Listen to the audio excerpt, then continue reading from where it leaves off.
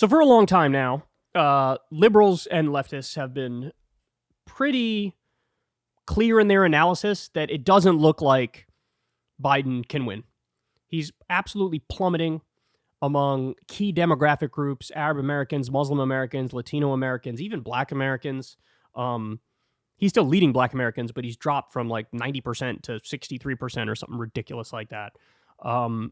Just the number of demographic groups that need to go Democratic by big margins are just not interested in what Biden's selling. So a lot of us have been sounding the alarm for a while now, saying it's looking less and less likely that Biden could win re-election. Here, I'll just give you one fact. Right now, his approval rating is 33%. Jimmy Carter, who didn't win re-election, had an approval rating of like 38% at this point before his election. That's not good. It's not looking good. So having said all of that, there's also some people on the right who are equally convinced that there's no way Trump can beat Biden. So this is really interesting. Ann Coulter, who hilariously wrote a book called In Trump We Trust, has now done a total 180 on Trump and feels like this guy is useless. He's worthless. He hasn't done the things he said he would do. He's a liar. And she feels like there's no way he could win. He's electoral poison. So here in Mediaite, they say, Ann Coulter breaks down why Trump can't beat Biden and Trump voters are morons. Woo, she's not pulling punches. Conservative pundit Ann Coulter expressed her frustration with Republican voters over the weekend and made the case for why she doesn't believe the former president can beat Joe Biden in a general election. Quote, how many people who voted for Biden in 2020 have since switched to Trump? Coulter asked on X/Twitter before breaking down the electoral math as she sees it. If there are any, it is a lot fewer than, number one, those who voted for Trump but who've since died, older white people. That's actually true because of COVID.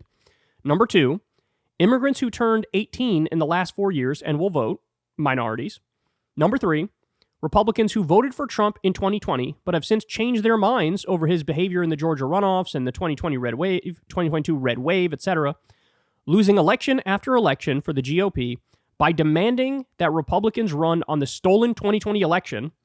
So like Blake Masters, Carrie Lake, Doug Mastriano, Adam Laxalt, Don Baldick, Joe Kent. These are all people who ran on, the election was stolen, and then they lost. And she's like, this is what Trump is doing now still. Coulter dropped her analysis just ahead of the Iowa Republican caucus, in which Trump is expected to win by a wide margin, if not historic margin.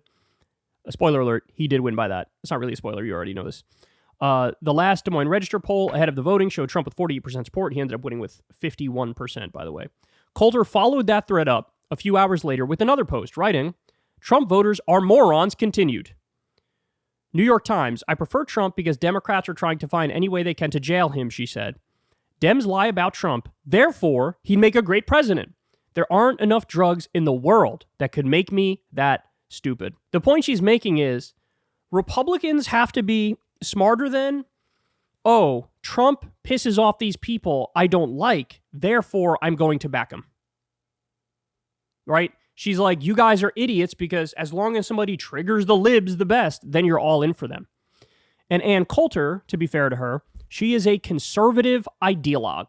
She actually believes in conservative policy and wants to see it implemented and doesn't see Trump as the path to have conservative policies implemented. And so, look, she's just as convinced that Trump can win as we are that Biden can't win. So what's the opposite argument that she doesn't really engage with? Well, Arab Americans and Muslim Americans, they were 59% for Joe Biden the last time. Now they're all the way down to 17% over the war in Gaza. If he doesn't win them, he's not going to win Michigan. He's not going to win Michigan. That's absolutely devastating. There was a poll that came out less than a month ago showing Trump is leading in like 7 of 7 swing states or 6 of 7 swing states and leading by kind of comfy margins. Now in the average of polls nationally, Trump is up by 2 points over Biden. And in order for Biden to win, he needs to win by at least 3 or 4 points because the way the math breaks down, for a Democrat, in order to win the Electoral College, you're going to have to win by at least 3 or 4 points. So there's a lot of data points that cut in the direction of Trump. You know, there just are. Now, I do think it's true, though, that, you know, his base is very insular. His base is like the people who love Trump, but then everybody else is sort of like, ugh. So are there enough people who love Trump to get him over the edge? I don't know. I don't know. I honestly believe this is like, and I said this in 2016. I've never seen an election in my lifetime this pathetic, where like both the candidates are hated. I've never seen it. Well, now it's actually worse than 2016, where like everybody hates Biden, everybody hates Trump, but we're just cruising towards a race where it's a rematch. And I don't know what that says about our political system. I don't know what that says about us, but whatever it says, it is very disturbing. It's not pretty. So my analysis was, I think Biden's a favorite, like 60-40 favorite. That was my analysis before the Gaza war. Now I'm down to probably Biden's 40%, Trump a 60%. But either way, this is a race it's more of a race about hate than it is about support in either direction, right? So if Biden ends up winning, it's going to be because more people just despise Trump more than they despise Biden, right? And if it goes the other way, it's like more people despise Biden or think he's way too old than they do Trump. So it's just a race to the bottom if I've ever seen one. But it was interesting to see somebody lay out the argument very clearly as to why they think Trump still cannot win. And to be fair, look, there's one other data point which I haven't seen a lot of people bring up, which I think is a fair one. And this actually just happened the other day, too. In Florida, there was a special election, and the Democrat beat the Republican it was like a DeSantis plus 10 or so district, and the Democrat beat the Republican. And this is part and parcel with all of the special elections that we've had in recent years. The Democrats are massively outperforming.